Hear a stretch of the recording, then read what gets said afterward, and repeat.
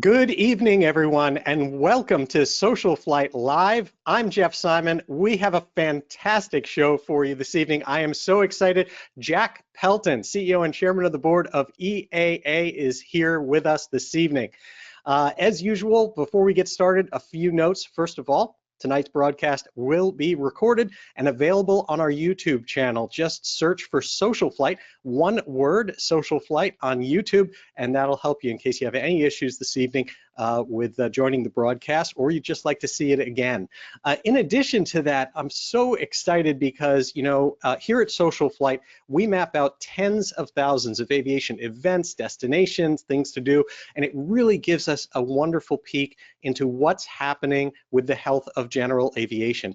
And it has been fantastic just over the past few weeks to see all of the in-person events, fly-ins, pancake breakfasts, Young Eagles events, chapter meetings, all just blossoming and starting to happen again safely. It is so wonderful to be able to see that. And so I would encourage all of you, we created SocialFlight to support you and to support general aviation. It's all free, so please go to socialflight.com, download the free SocialFlight mobile app, and you can check out all of these events starting to come back next to you. Get a mission, get out there, and fly. And so with that, I'd like to introduce our featured guest as well, CEO and Chairman of the Board of the Experimental Aviation Association, Jack Pelton.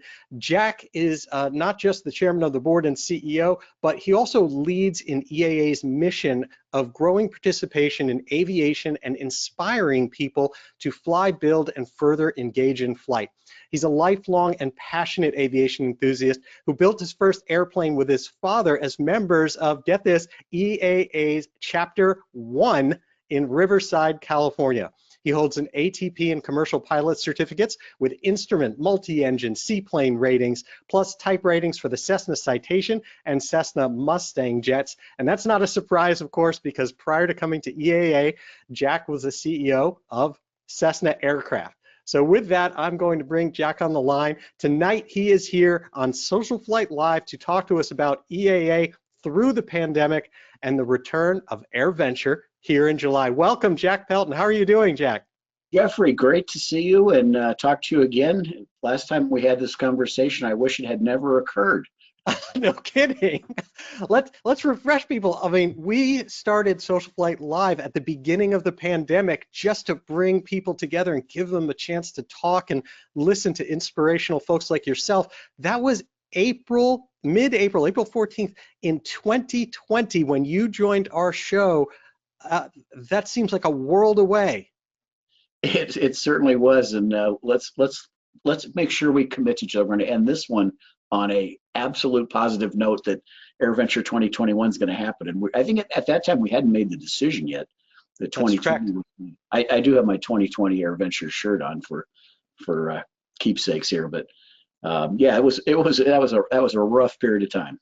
Oh my God, well, everyone lived through it. That was a terrible, terrible situation. We didn't know what we were looking into moving forward. And listening to your inspirational story of flight and how you arrived at EAA was very touching to myself, to my boys, and I think it helped inspire people.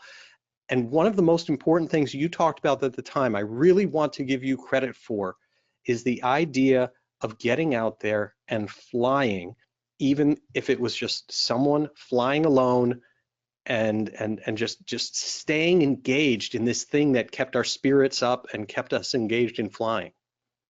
Yeah, and what's been really fulfilling from then is that people did do that. I mean, if you look at the numbers of hours that were flown in 2019 and 2019 end of the year was higher than they were, the end of 2020, higher than they were in 2019, the same period of time.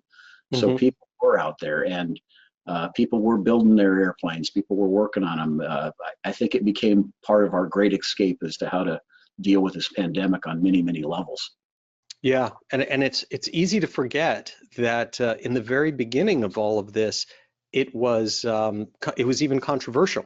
Everyone's being told to shelter in place, and the idea of, is it okay, or is it even, the right thing emotionally to get out there and just do something that you love when everyone's worried and suffering?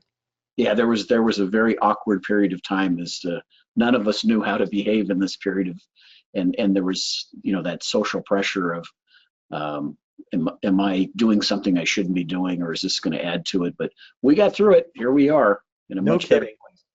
So I am incredibly excited. I did a little math and I actually was just couldn't believe it because it points out the gray hairs on my head. This is going to be my 26th year at AirVenture. So I mean, I'm all in. This is going to be huge. You got nothing on me. So tell me a little bit about the show. I mean, you guys have been switching gears and going full steam ahead. Um, Tell me about what the show is going to be like. Well, I will. Let me just share a little bit of a, getting to where we are today. We all went through the cancellation from last year, but we were sitting here in December of 2020, still in a very, very precarious state of not knowing what was July going to look like, because we didn't have a vaccine yet on the horizon, or it was being built, but it certainly hadn't been delivered. And we were still wringing our hands in January and February as to, are we going to get into the May timeframe when we got to make a decision, and what is it going to be? And I think fortunately, due to the vaccine, people following some of the protocols and seeing numbers come down tremendously, we came into May saying there is not a concern about making a go no go decision. This is full on go. We had full support of the local communities, health departments, the all the different government agencies and folks that help support the event. We were meeting with them every 3 weeks. We were talking through what we needed to do. We started out trying to make sure we followed everything the CDC was recommending so that we could get a permit in Mm, order to have the event. Because the big concern was, are they going to let us have it at right. the state and local level? And as we moved in through that March, April, May timeframe, we're seeing great results. We're seeing, at a place now where masks are not being recommended if you've been fully vaccinated. We've gotten great support from our exhibitors who have all, uh, for the most part, all committed and going to be at the show. It's 90+%. It's not half or it's not less. It's a great return. Mhm. Our volunteers, as this call is going on in an office down the hall, we have our volunteer chair call, and they're engaged and they're getting spooled up to attend. And we have our pre-sale, which shameless reminder that in June the discounts all end. Get your pre-sale purchase in. The numbers are looking like it's going to be a 2019 or better kind of show. So that was a record year. So Wow. the pent up demand is there, and I feel it everywhere I go and everybody I talk to. I was vaccinated, so I was able to attend Sun and Fun, and everybody that came up to me was tugging on my shirt saying, "You're going to have it, aren't you?" And we're going to be there. And it was just, you could feel the whole kind of the vibe of the whole community is saying, we missed it 1 year, and that was 1 year too many, and we're definitely going to be there. So we're excited, and the planning um, is going on tirelessly every day, every minute, to make sure we can execute on having the event. I can only imagine. So let's talk about that for a second. You went down the Sun and Fun. I was at the show also. Um, that was a really interesting opportunity as a learning experience and as kind of like they were the first ones out there, the first show of the year to see how things were going and how people would react. Were there things that you learned from that, or was it even a feeling or anything that you came out of that affected how you feel about going into AirVenture? We did. I mean, I really tried to take in what exactly they were trying to accomplish with some of the protocols that they had in place. How did the crowds behave? How did they act? How did people react to separation and some of the exhibits being moved around and things like that, and transportation? And it was very interesting because I think that the social dynamic showed me that the amount of civility amongst people in this no mask environment. At that time, remember, there was not a option for no masks if you had been vaccinated. But you saw, our community being so cordial, people respecting each other's space. Yeah, half outside, half the people had masks on, half didn't. but nobody was judging anybody. They were Right. all just glad to be together at an aviation event. Out seeing their friends and looking at airplanes, and it was I thought very, very comforting. It was a great experience, and they had record crowds as a result. Yeah, it's very, very interesting that you point that out about the way that people acted, because I think being kind of feet on the ground, just like you were at the show, it's interesting because when you read things or you saw like comments on YouTube or you saw people like writing articles about it, it seemed like, oh, there's all of this kind of stress back and forth about people wearing masks, people not wearing masks. I felt none of that at the actual show, I, actually between people. exact same way, and I felt you even saw this kind of new common social norm where people would walk up to somebody who had a mask on. They had their mask and they would put it on out of Yep. respect to the individual that had one on. So it went really well. I think we learned a lot. We kind of looked at how the food service was done and the serving and all those things you got to do to get your health licenses to open up our own event. Right. I think, in talking to Lights just last week, I think the one thing he and I were talking about is he wasn't prepared for what happened on the weekend. I mean, as far as the massive numbers of people that showed up, and he was, he got to the point to just open the gates up and said if they've got a piece of paper, let them in. They purchased a ticket, but he was kind of saying, I was the warm-up act. You guys better be ready because you could probably anticipate, crowds on multiple orders of magnitude greater than that. So that was good for us, and we've included all of that into our planning as far as parking, and we've done some things like what we call our express entry program, where we do encourage people, if you purchase in advance, to select that option, because we can send you your wristbands and credentials in advance to you, so that when you get there, you don't have to stand in the queues or go up to a booth. You can have your wristband on and walk right in, which we hope will help relieve some of the congestion and the angst of people getting together. So Right. some little things like that we're looking at. I mean, I can't imagine how difficult it must be to be able to, you're not just adapting to the go, no go decision, but it seems like, as you just mentioned, as rules are changing, as CDC only recently just dropped the mask requirement if you're vaccinated. I mean, that's unlikely to be the last thing to drop between now and the show of changing the landscape. How are you adapting to this to keep rolling until we get to the show? We have committed to the health department and everybody that the set of rules that we've put in place and the protocols we have taken to date will be the ones we stick with. We think they're comfortable enough, and they're fair. We have done things like the Monday concert we have eliminated, because that's a natural 4,000 or 5,000 people shoulder to shoulder. Let's just take that off the table. The air show itself, we've moved everybody down the flight line to where there's two show centers, one the north end, one the south end, and they're both performing at the same time. It creates a natural separation.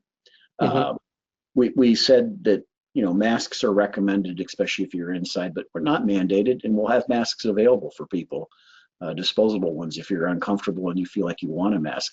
We're not anticipating by July that CDC will have given up on masks entirely. So we're trying to be sensitive to people's personal choices who have been vaccinated and those who have not, and create an environment that's welcoming for everybody. We've gotten rid of, a lot of the nights, there's some big banquets that occur, 1,000 people in a hangar kind of activities.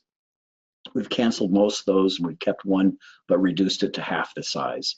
We've done the forums and workshops. We've done some spacing in those areas. Same with Theater in the Woods and the fly-in theater. But we'll continue to have all of those events. They're just going to be a little bit more spaced out. Not it'll be a little bit noticeable. It's not like we're cutting everything in thirds. We're still making so the experience while you're there will be the same. So that the coming to AirVenture will have 2-night air shows with all of the fireworks. We'll have the fun fly zone at night.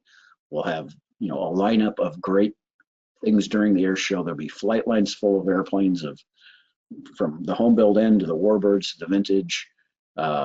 and there'll be the forums, there'll be the exhibitors. It'll still be the same experience. We just hope it'll be a little lower key in some of those regards. We're taking a lot of extra effort, and we're not going to cancel it between now and then, in disinfecting and cleanliness of whether it be shower houses, porta potties, food areas, trams. We're going to continue to keep that up. Just bite the bullet and do that through July, and try to create an environment that's something that would be what Paul would say is you're doing the right thing as far as AirVenture, as far as cleanliness and safety and those kinds of things. Well, hopefully, I mean, things will only get better in terms of numbers and things like that, and concerns going down, and it'll make it at least less concerning when you're dealing with population stuff. Because I personally am very optimistic that it's going to be a banner show in attendance. Yeah, I feel that same way. It's there's just we need it desperately as far as to getting back to what's so important to all of us who've been attending for what seems like most all of our lives. So we're going to have it. It's going to be good. So one of the biggest questions you had mentioned that we get, and that I've certainly received here, has to do with all those forums. And you mentioned something going back a little bit, and there's a project behind me to prove it, that one of the things that benefited from this horrible, past year has been a lot of people at home and a lot of home building going on. And so I'll bet there's an awful lot of people that want knowledge that may even surpass things that you've had in previous years. In assuming that things are only going to get better, how is that going to work? You mentioned it a little bit, but how's it going to work in the forums? And do you still have a stacked schedule, et cetera? We do.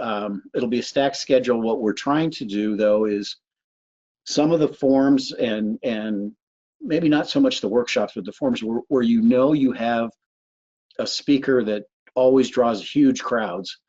We will probably then have them do multiple days and multiple times, so people have the opportunity of making sure they get to them. We always have more speakers than we have time in the week. The forums or workshops, what we've taken the approach, and this is one of the learnings from Sun and Fun, is kind of that social behavior piece. Is people have to take responsibility to engage in what they're comfortable with. We can't dictate them in or out of an event or an activity like that. So a welding form is going to be a welding form, and it's going to be hands-on, and it's going to be elbow to elbow with an instructor. So if you want to do that, and you want to get, it'll be available. We're trying to let people make their own choice. If you're not comfortable with that, then don't attend. Right. Not the event necessarily, but just pass on that given workshop. So we understand that one of the important pieces of AirVenture is the educational element. As you said, all of us who work on stuff, that's our 1 year, fill the bucket with brochures, knowledge, contacts, information, and networking, so that we can continue the rest of the year moving forward with what we're doing. So that I don't think you'll perceive any real change to that. Well, I mean, that's I like the way that you pointed that out, because there's really two aspects to it that you have to balance, and it sounds like you're doing that. One is the decisions you make as an organization for the entire event that has health ramifications for large numbers of people. The other end is a little bit of freedom of choice and the ability for people to decide for themselves in their own personal situations if they want to participate in something that's hands-on, that's close contact, or something like that. And I like that you're maintaining both of those. Yeah, we think that's the right way. We've spent a year of, and believe me, the emails and the letters as to how can you have this and not mandate masks? Why are you even saying people should wear masks? You can't win any of those arguments. Everybody has a viewpoint. Everybody has a perspective. The CDC has at least come out and said if you're totally vaccinated, you don't need a mask. So we're in line with that. But you got to make your own decisions, and I know people who are going to sit it out this year just because they're not quite comfortable yet. But I think there's enough people who have either been vaccinated or they just are at a point where they're willing to work through it in their own fashion. Same as people going to ball games now. I mean, they've opened up all the stadiums, and hey, if you're comfortable with it, go. I'd go. Yeah. Well, just boys and I are flying to our first concert coming up at some point in a month or two, so it'll be the same thing. Yep. not that I have time to sit in a baseball game, but Yeah, I'm guessing you're pretty busy. What yeah, so good. to the average attendee, what will look different? I think, you know, seeing the masks being available, seeing some partitions up when you make a purchase, you know, you might see a plexiglass in front of a volunteer who doesn't feel comfortable wanting to have that interaction. Some of that smaller stuff that we're seeing, I'll say in the current phase we're at in a lot of our communities where it's wound down a lot from um, crowd limits of 50% in a restaurant to now, you know, wear a mask in and you can do what you want to do kind of thing. I think it won't be, I don't think you'll walk away with saying this was really different. I think you'll walk away saying I got to do everything that I wanted to do. It was available to me to do that. A lot of the stuff that's going away is, I hate to say window dress. It's happened. We've gotten so big and it's grown. You know, things like a concert. But Rockford never had a concert or never even dreamed of a concert when Paul had the first gather convention, if you will. So stuff like that, which is kind of what I'll put in the entertainment side, going away. I don't think people are going to care or notice about that so much. Yep. It's an expensive ticket if you're just coming for a Monday concert. If you're going to buy a weekly with them. But the important things for the core of people who come there, and even those who are just interested and enthusiasts, they want to get engaged in aviation, that will all be there. So the plaza is going to be packed with some, you know, some really neat airplanes, and the air show is going to have some wonderful flying displays, and there'll be planes all over the place. And the exhibit halls, that might be the only noticeable difference is we have the four major exhibit halls, A, B, C, and D, and we have taken a percentage of those folks out and spread the rest of them and moved them to the other side of the campus. So they're still there. They've just been repurposed in another tent in order to give some more room between the exhibits. So the one, I'll be very curious if people come back and say, I hope you make that permanent, because there'll be more ability to walk around in the hangars without being wedged in there like sardines. So the aisles will be bigger, the walkways will be bigger between the actual exhibitors themselves. But all the Got it. exhibitors are still going to be there.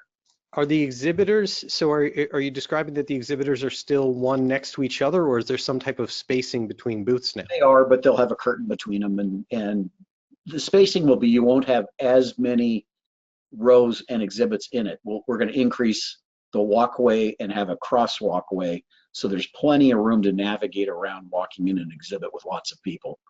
So you Right. have some couple feet distancing where there was days where, you know, you're in there like elbow to elbow, and Right. and Right. you won't have that, but you'll have those other exhibitors that have been displaced across, over by the home built, or excuse me, by the tower area where innovations area is. We put tents there where they can exhibit inside there. Oh, interesting. Interesting. And how are you going to make sure that people can find it other than watching this show, that they Well, know where those guys are and that there is this new exhibit area? Because obviously those indoor exhibits, that's a huge part of the show. huge. That's one of the most important things for that I've had over the years, and I curse if I can't get into them because my wife always wishes I didn't, because I always have to buy something that I see that's like, wow, they came out with that, I gotta have it. But we're working on getting the new maps out and the new relocation of where everybody is. So I think it's going to be more comfortable, which will be Hmm. nice. And again, they're all still going to be there. The CDC and everybody has said the more stuff you can do outdoors. So none of the outdoor exhibits are changed, because that they say is just fine. Stay, if you're outside, you're less apt to have any issues or problems. So this is going back to the planning process. We said we got to address hotspots, and the indoors are perceived as hotspots. So we'll Right. do some spacing there. And You we're not getting into policing masks or any of that kind of right. stuff. That's good.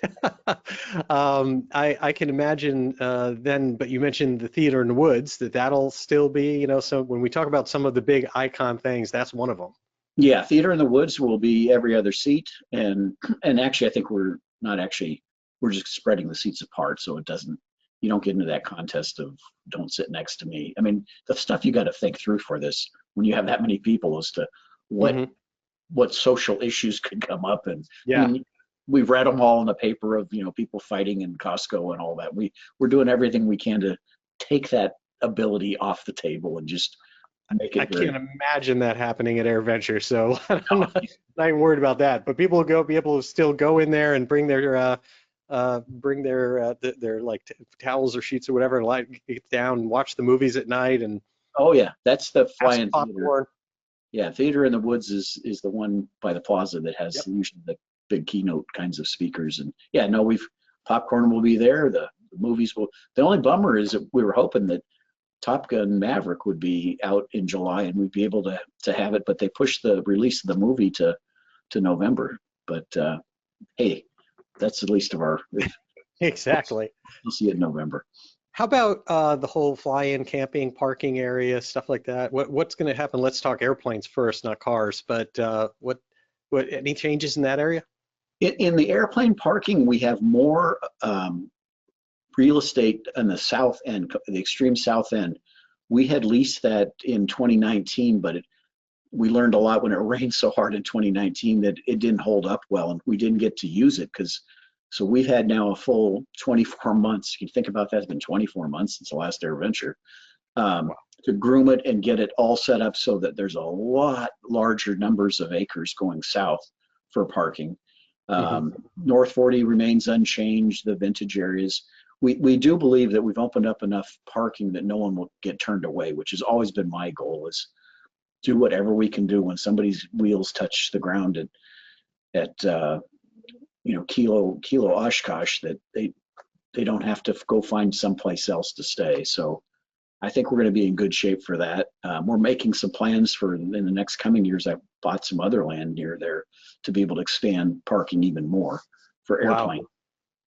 The car parking lots of some of the routes have changed, and we've tried to work on. In 2019, we did a big study on wait, move, and queues on traffic patterns. So as people are coming in, the wait times were getting too long, and people are hung up all the way. I'm looking out my window at Highway 41 as to that line in the morning. So we've changed so more cars can come into the main lot simultaneously, and we're encouraging pre-buy so there's no transaction of cash or anything or credit cards by having your prepaid in advance QR code on a piece of paper so you can Hmm. just get scanned and away you go. And the tram service has been modified in buses to really service those parking lots more efficiently. Yeah, I've So always wondered about that. Does EAA help control or plan the whole what roads are shut down and things like that for the whole routing to come in?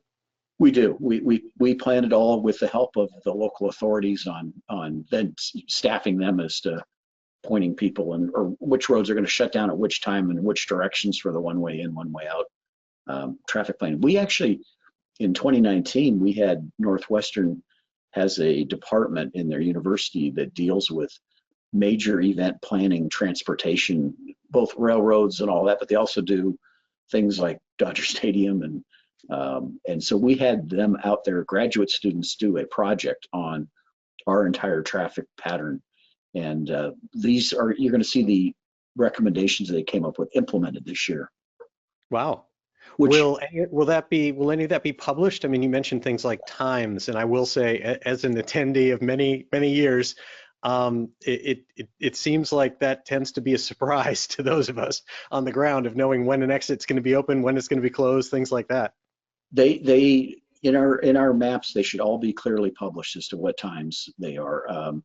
Anytime, I apologize, anytime they haven't stuck to that, it's because they had to call them audible for either an accident or some other reason. And we've had, I can think of every year, there's, something will get balled up somewhere to cause it to come to a grinding halt, especially on the exit. But hopefully this flow will be much better. Oh, that's awesome. That's great. And yeah, because I noticed the parking's going to be in different locations and things like that. So there's going to be a lot of changes happening this year. There are. That always brings a lot of concern as to. Now, looking at it just as another AirVenture, what's the theme for this year and what are the highlights going to be? Before I end the other one though, we had to do something. It was the parking and the whole egress, and we had to make some changes because it was getting out of control, and we weren't able to accommodate all the cars. So it's kind of one of these necessary evils, and hopefully people will learn this year what the new patterns are, and it'll get smoother as we go through the event. Back to your theme. Got a lot of themes. Originally the snowbirds were supposed to be here in 2020, and they had committed to 2021. And we were very excited about, having a military jet show, jet team perform. With the way Canada is, they scrubbed. They're still, we don't think we'll see nearly as many of our Canadian members down here just because of some of their border crossing restrictions and quarantine protocols. It's still closed.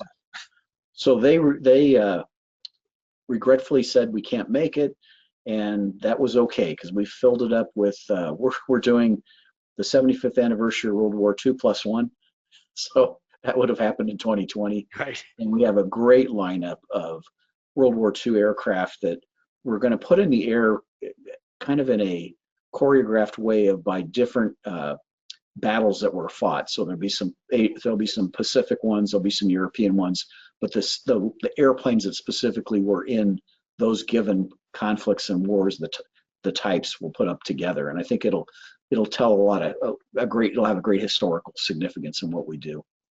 Wow. The Air Force, what they call AVSOC, which is a lot of the stuff that does the actual acronym for AVSOC, because Dick wrote it down for me. Otherwise, I would be flying blind. Because we're in aviation, everything's an acronym. You don't need to know what Air Force Special Operations Command. We're going to have some demonstrations. They do everything from the jumping out of airplanes to delivering hospitals to an area. On the plaza, they're going to have a C-17 with a hospital pulled out the back that will demonstrate what they do for humanitarian relief. And then there's another humanitarian relief component of that, where we're going to have Samaritan's Purse DC-8. It's the only DC-8 that's flying, will be there, and some other unique humanitarian relief kinds of airplanes. We are going to have some older commercial airlines that will be there, a lot of fighters. I think most everything that's in the arsenal today will be on the plaza or up in the air. We have some interesting, and some of it's kind of breaking news on innovative, some of the unmanned urban mobility things that are being created today. There's talk of a couple of them that might actually be flying at AirVenture this year. So wow. That will be very interesting to see how that materializes. We got two that have asked to fly, another one that wants to, and they're all pretty big names in that whole urban mobility game. Not small upstarts. I mean, these are the ones that are really well funded. So that will be interesting to see what takes place. And they may be flying, you said. Yes, that two of them have asked to be able to fly. So wow.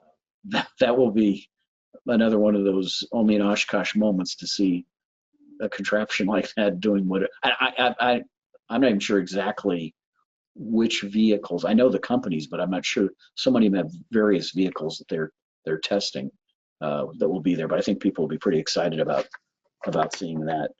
Yeah, I'll tell you, to anyone out there that hasn't seen one of these new generation of urban mobility aircraft testing, we've got one at our local airport that's hydrogen powered company, and watching that thing start its testing is like kind of being there at the ground floor, and something that you're going to talk to next generations about at some point.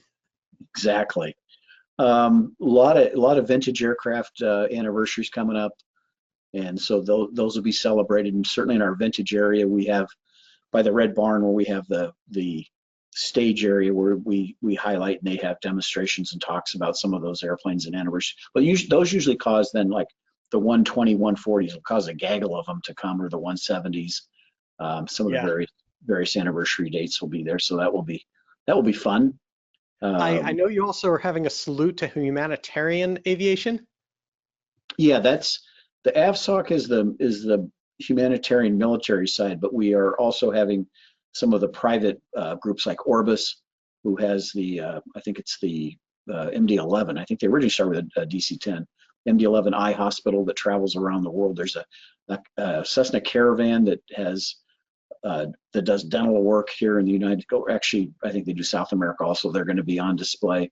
And some of the other humanitarian efforts of, again, exposing people to what general aviation does in so many various sectors besides just grassroots flying. Mm, absolutely. And And I know one of the things in terms of when you talk about big company names, Boeing is responsible for kids under 18 being free this year. Is that the then, case? yeah, that was going to be last year, and they rolled it over to this year. 18 and under free. We hope we can pull that off for 2 years with them. We're seeing a great uptick. I mean, I think all of us have an obligation to how do we get more young people into aviation, and this is going to be a great opportunity for families who maybe this has been a stretch financially, or do I bring my kids, but I don't know if they're going to be interested. We've tried to take that hurdle away and say it's going to be free. Come on down, bring the kids, Right. take them all over the grounds and show them what all this aviation stuff is all about. And that at least I find in my grandkids when they attend, there is such an array of interesting different sectors that are there on the grounds. They're going to find something that will pique their interest. And Yeah. it's kind of a fun thing as a parent or grandparent to be the one to open their eyes to all of this. Yeah. And it'll be fun to see more families, more young people.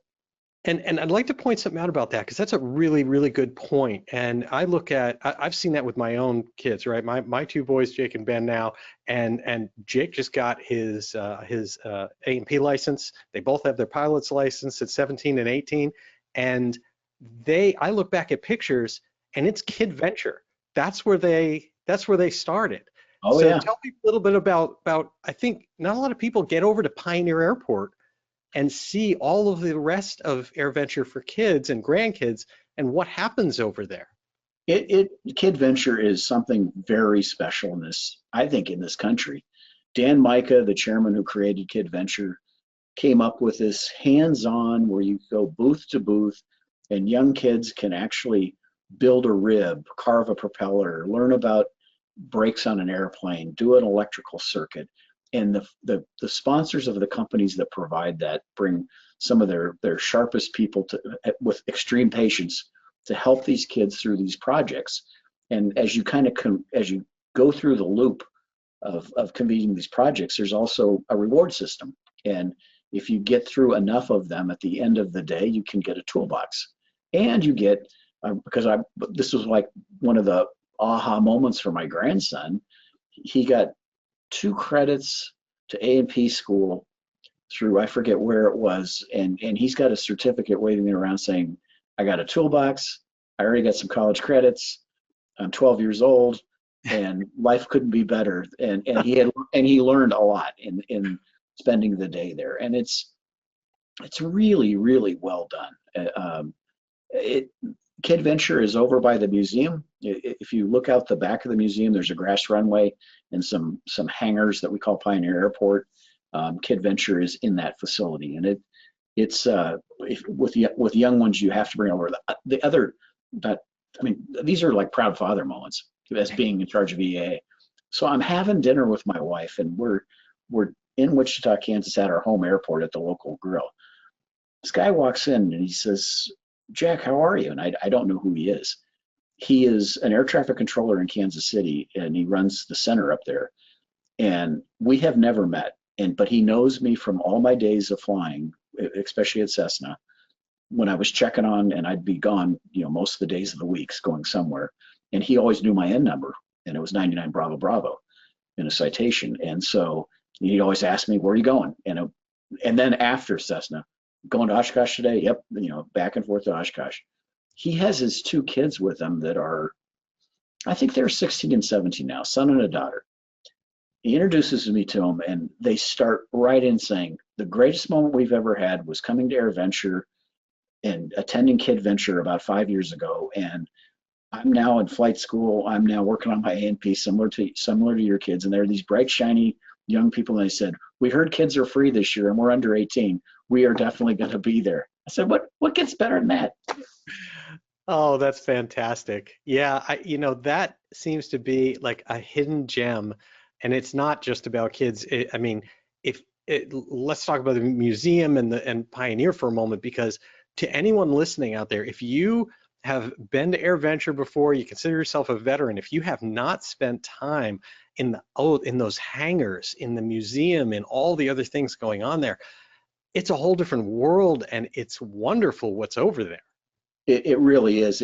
You got to kind of dice your days up. You can't, I think, and thank you for the shameless plug on, you can't just go for a day. There's too much to see. I mean, if you go to the forums and the workshops and walk the flight lines and see the airplanes, and then you get over to the museum side of the campus, you can easily spend a better part of a day going through the museum, going to Pioneer Airport, doing the Kid Venture thing, and some of the other things that are in that area. It's again well worth the time. Yeah, yeah, and again, those hangars have aircraft projects and history and so many things, and even off season, of course. If let's even is there anything about AirVenture you'd like to talk about before we shift a little bit to some of the other stuff going on at EAA? I think, I mean, just to let people know that I think we've done everything humanly possible in the environment, and we're very proud of the fact we're doing things to make the event as safe as it's humanly possible in this environment, and we feel good about it, and we think people can come and have a great time. It's going to be like any other adventure you've been to as far as content. So come on out. You don't want to miss it. It's going to be the greatest welcome back in aviation. It is. If it were tomorrow, I'd be ready. I'm ready to pile into the plane and head Wait, out there. tomorrow is Boys 60 boys have days. their bags packed. I think I can hear them right now doing it. Jeff, slow down. Tomorrow is 60 days from the start. I need 60 days, so don't come tomorrow. Fair enough. Absolutely fair enough. So there's a lot else going on. I mean, EAA is as much as we love AirVenture, EAA is not just AirVenture. You guys do a crazy amount of work in all sorts of different areas. One we touched on, of course, and that's the museum. And there's a lot of going on there, including you've broken ground on museum expansion. Tell me a little bit about that. Yeah, a great segue from Kid Venture.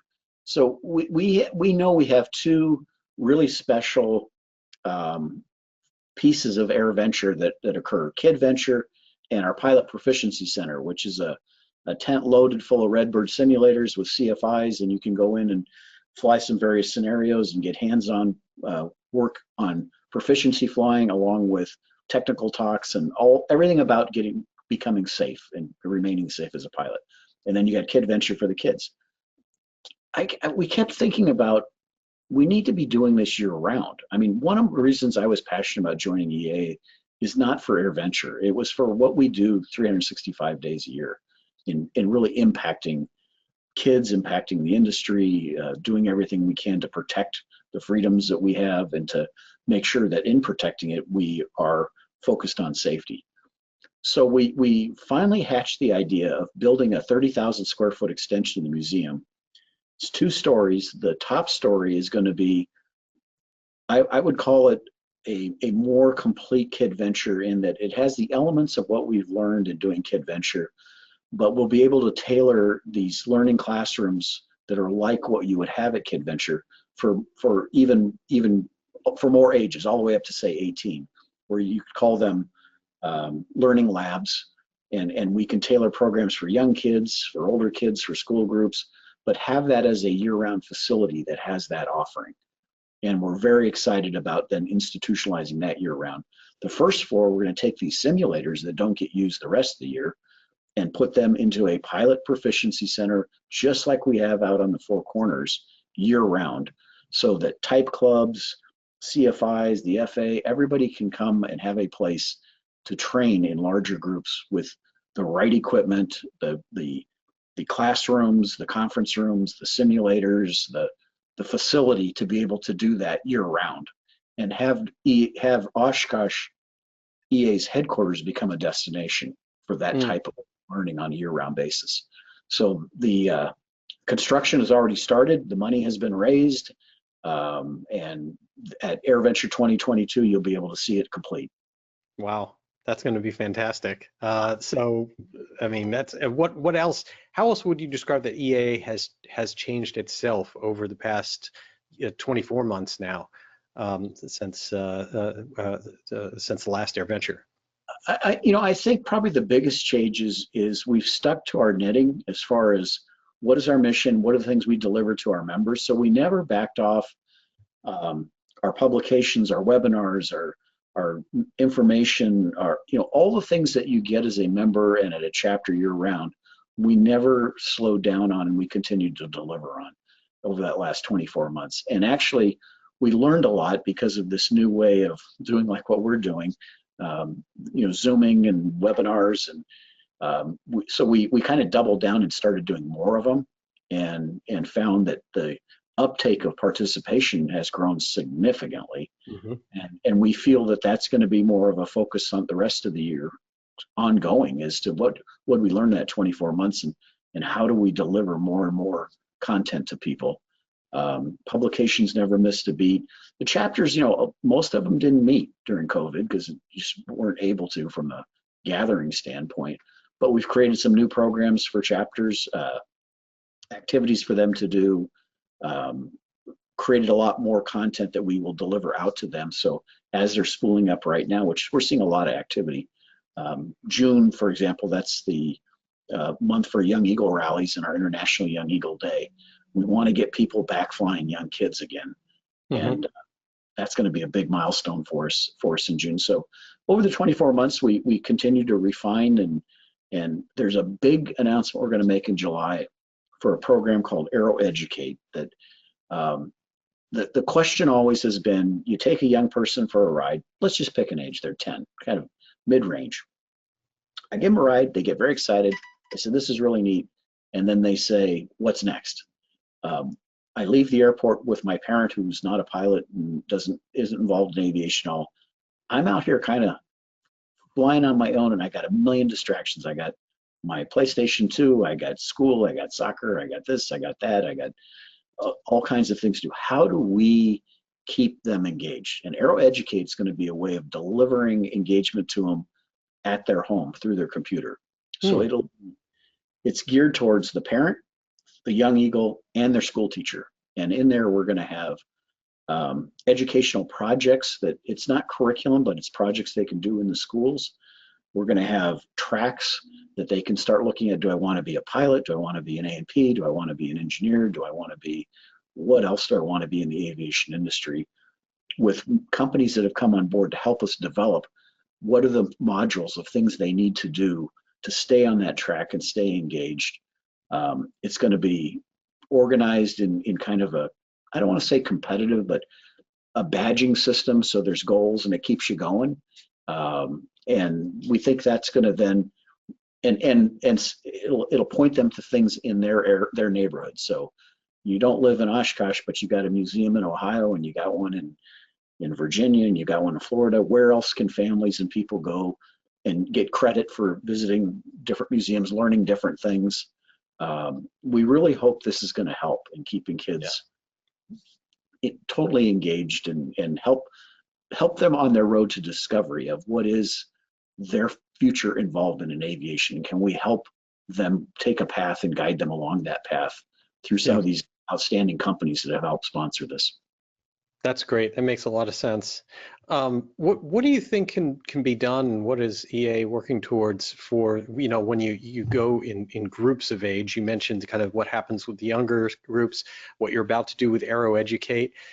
What are your thoughts on how to grab people that are now, let's say, just getting enough steam up in their careers that they have some disposable income? How do we grab those folks? I mean, most people's stories about getting into aviation are always bumping into someone once they could finally afford flight lessons. How do we grab them? Yeah, there's some great examples that we need to work on. How do we put some meat on the bone, if you will, around, there's a vintage chapter up in the Kansas City area.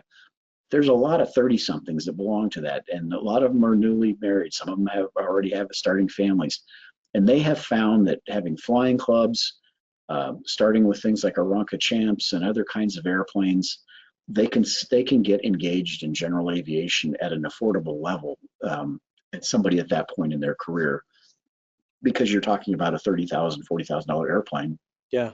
divided up. But you're also creating the social aspect of it through the chapter with like-minded peers of same age groups. I mean, they don't want to come hang out with me. I get it. I don't know about that. Come on. My stories get old. And once after you've heard them all. But how do you get those natural social groups together and start that experience with them and for them? And you think about it, that's essentially what Paul did in 1953. Yeah. Those were young guys. I mean, relatively speaking, they're a lot younger than I am right now.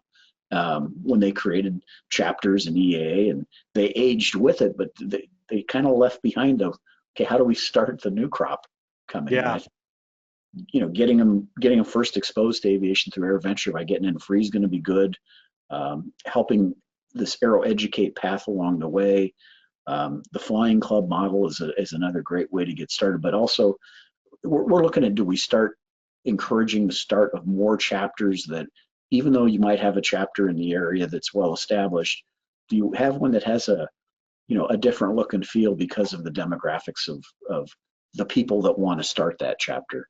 And I think Right. it's kind of a natural, you hang out with your peer groups so we got to work on that. That's why the challenges are endless, and it's what gets you fired up and get to work early in the morning to work on these things. No question. And so speaking of that, right, EAA obviously all about community, so much power in everything that you've done that way. But there's a lot more to it as well, and you've been involved in a lot of legislative stuff, a lot of things that have to do with moving the dial. Tell me a little bit about Mosaic as a starting point for an example, and the things that EAA is doing on a larger scale for our industry. Yeah, we've been working now, it's probably going on almost 4 years on Mosaic, which is another acronym which deals with really the certification of and classification of certain types of airplanes. It started with the focus on the LSA community and looking at this arbitrary weight limit for LSAs. Is it time to revisit? It's been around long enough. It's got a good safety history. Is there a way of expanding the category? So that was a discussion that Sean Elliott and I had with the FAA in the Small Aircraft Director 4 years ago. We sat down and just were kicking around ideas with them. And it has blossomed into really a much more robust looking at regulatory change that is looking at not only that, but different categories in the experimental home built area, as far as types of airplanes, more with builder assist than we've ever had before or was legally allowed. And it's getting to the point now where the FAA's had about 60 people working on it full time, that we're going to get into where they're actually going to start writing rules, doing rulemaking, at which period of time we can't talk about it. It goes into what they call ex parte. And where it stands right now is everything we're seeing is really encouraging as to kind of the expansion of the category of LSA and airplanes that would fit into that, which would allow you to operate with a sport pilot license in something like a 172 or an RV. RV7, RV8 kind of airplanes. And then the whole kind of redefining experimental as to what is that. And I think it's recognition by the FAA that experimental as a term is no longer really what this is about, because these are well-engineered kits that we've grown. I mean, there's still experimental airplanes are out there if you and I want to go design our own and do that. But how do you really recognize the safety records, the flying characteristics and qualities, and have it be performance-based versus just arbitrary? And they're morphing this into what is going to be very, very exciting. Wow. If you go to the EAA website, ea.org, and look up Mosaic, you can see some articles that have been written in Sport Aviation on what this is starting to look like. I'm very excited. I think it's just the right approach. It's not, we aren't trying to do anything dangerous or unsafe. It's a natural evolution of what probably should have been done originally, but at that time they were breaking glass and even doing what they did when they created LSA and when they created the home building rules. So this is I know I'm being a little bit vague, but um, it's really going to be another big shot in the arm for the industry and be able to, I think, create more access for people, more opportunities for people to continue to fly. And I think it's going to create a lot of new products. I Hmm. think you look at the LSA category, and I was on the other side of the fence trying to develop a commercially viable LSA airplane my time at Cessna. And there's a lot of things that prevent you from having what you really wanted is the right design, the right useful load, the right capabilities. And this is now going to allow that to happen. That would be fantastic. I mean, so much of the technology advances that have happened have been in just kind of very focused on avionics, but it would be wonderful to see it be the airframes, the engines, like everything. I mean, Uh, LSA by definition in the regs does not allow you in the ASTM standards to have an electric powered airplane or hydrogen powered or a turbine powered. Those technologies are very mature now and becoming more mature. And so we've got to find a way to integrate that because that's going to improve safety in yep, many, many ways. that makes a lot of sense. I know that EA works together with other organizations, AOPA and the like, in a lot of areas. Are there other areas that you're focused right now on legislative change or other initiatives? Mosaic right now is the number one. We work AOPA, EA, Gamma, and NBAA. The four of us try to make sure we coalesce on what's going to be the right agendas of what are the regulatory things and legislative things we need to focus on together with all of Mhm. our members. And that's pretty easy to do because we all really work hard together to work well together. Right. Um, I would say, right now, the other thing has been on trying to, we have a new chief doctor at the FAA, and her husband, as a matter of fact, is an EA member. And she comes to AirVenture every year, and she's really a well-grounded pilot. I think she flies a T6. Um, Medical reform, we're still working that. I mean, we're kind of working on even the blocking and tackling of, and working really hard with AOPA on that as to uh, just the processes and the hangups and the things people have as to how do we get examples back to the FA and try to highlight you guys, we can fix this and you could do better than this. So Yeah. that's probably the second to Mosaic number one item going on. We're still working the PAFI program, the unleaded fuel Hmm. initiative, because at some point they're going to stop producing lead, and we've heard that forever. But right now, with the new administration, the environmental issues are right at the top of the list. So we got to keep pushing to try to find a way to solve for what happens if you can't get under low lead. Right. Um, and so we're all very, very engaged on that with the FA. Matter of fact, the four of us just had a meeting with the FA last week to talk about what are we doing and how are we going to ensure that it's funded and moving forward. Right. And I'll throw one out there for you as well, because everybody's thrilled with Basic Med, and that was such a huge, huge win for the industry. And what I certainly also get comments about is folks like you and myself, and we're all located in a part of the country where people like to fly into Canada. Maybe we can get them to recognize that at some point. The number of letters going to the FA and to everybody and all of us working on that is got to eventually wear them out. I mean, it's there's I don't even think of a border being there. Canada and the U.S. have been together for so long. We've got to find a way to be able to get our rules lined up together. There's some work on LSA we need to do there too because they didn't accept some of our rules. But Yeah, yeah. Or even if they're not yet ready to do it for their own citizens, maybe at least let us visit. yeah, tourism money. That's right, exactly. Tourism. Well, one last thing is that if Paul Podresny were still here, this would be his 100th birthday year. What are your thoughts on how EAA has evolved? What would Paul think now, looking back? You, the discussions I had with Paul. Fortunately, I was able to spend time in charge of EA, and he was still alive. And he would always reflect on, Jack, it's gotten too big. It feels too commercial. It's more than just home building. But he'd always pause and reflect on, but I wouldn't want it to be any other way. And if it weren't for EA doing that, where would we be as an aviation community without having that broad reach? So I firmly believe that he would be very, very proud and very, very pleased that we're continuing to bring people together, to expand our whole base of general aviation.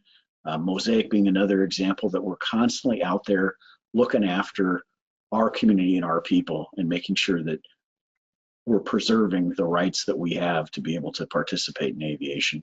As far as the size and the show and the fun, he got it. He had that little funny way of saying, yeah, people would criticize that I went away from the grassroots home building only, but he would tell you, thank goodness. Yes, thank goodness. Well, Jack, thank you so much for being so generous with your time this evening and joining us here on SocialFlight Live. I am so excited to be there at AirVenture 2021, and I know that there are so many of our viewers and so many more people that are going to be there. I expect it's going to be the best one ever, and I really appreciate all the work that you and EA have done to make all of this possible. Well, thank you. We are so lucky to have a great team, and without our volunteers, it would not happen. And as I look out over Pioneers, the sun's starting to set here in Oshkosh. It is going to be absolutely a ball this year. You can count on it. Absolutely. Oh my God, it's going to be a great show. You'll be able to track myself down at the show. If you see Jack, you'll be able to say hi to him. And among all of the hundreds of thousands of people that will be attending the show, I can only imagine it. And so to all of you, I'd like to thank you for joining us tonight on SocialFlight Live, and especially to Jack for taking time out and giving us a preview of what's coming at AirVenture 2021 and what's been happening at EAA. And I would also like to point out, of course, that we will be back as always next week, next Tuesday. We are here with Sebastian Hines, the president of Zenith Aircraft, that will be joining us for a really wonderful show and a memorial, of course, to his father that recently passed away, that started Zenith Aircraft, Chris Hines. And we're going to follow that up the week after that on June 8th with Admiral Lawrence Chambers. And I would encourage you to take a look, do a Google search on that if you want to know how special that show is going to be. That's Admiral Lawrence Chambers on June 8th. Until next time, thank you all again. Thank you, Jack. I appreciate it so much. I'm Jeff Simon for SocialFlight. I wish you all blue skies.